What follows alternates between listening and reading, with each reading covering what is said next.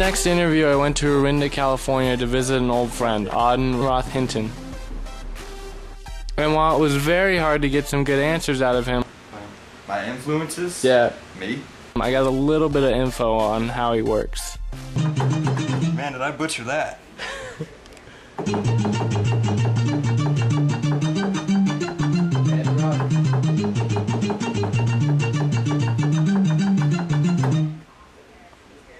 Like that? I can never remember.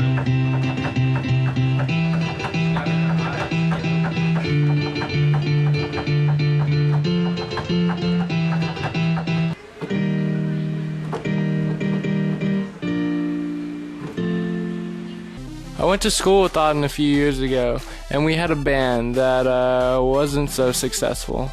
But it really got us into making music, and now, while I produce electro, he produces hip-hop beats, and sometimes dives into different genres. The musical equipment I use is all by Aghily.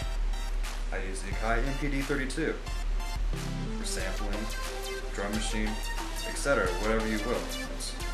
And then I use the Aghily MPK49 for, you know, if I'm doing keyboards, synthesizers, or I can do drum machines on that if I feel like doing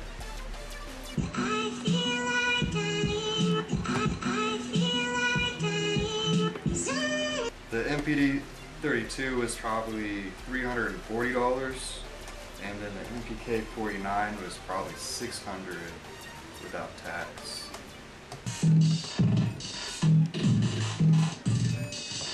See, his timing's off. That's good.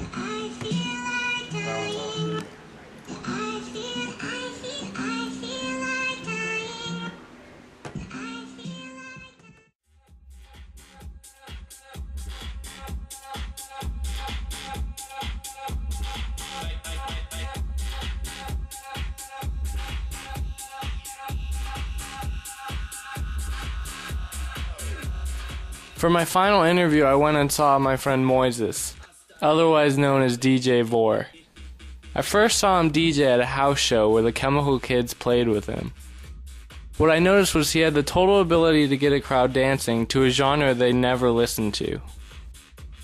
Moises has a full DJ setup with all the industry standards. I didn't start DJing until I started like a year and a half ago. The whole thing started off with my uncle. He was a DJ, and I started listening to electronic music when I was around 7 years old. That's the same time my uncle gave me the first electronic techno CD, and then from there I just got really inspired. I really liked the whole music club, nightclub scene, so I just kind of, you know, built it up, kind of brought it in and kind of messed around with it.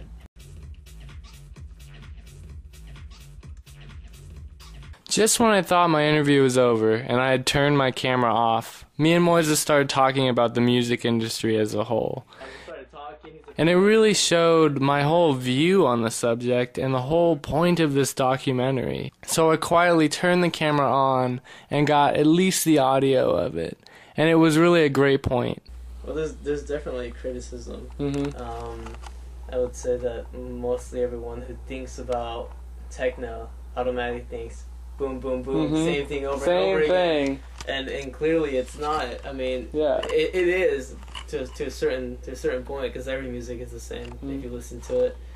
But I mean, electronic music for me and the way I've seen it has more potential because it's international. If you think about it, how is this music, you know, that everybody hates supposedly, can be international? You know, that means something. But you know, here in mainstream America, you know, if the crowd doesn't follow it, you know, you don't follow it.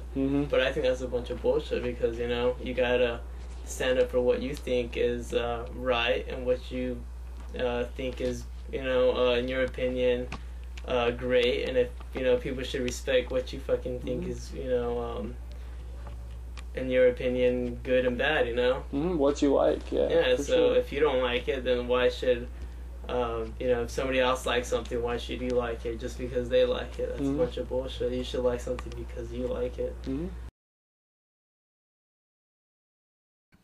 And I couldn't write a better close for that. It's a perfect end to part 2.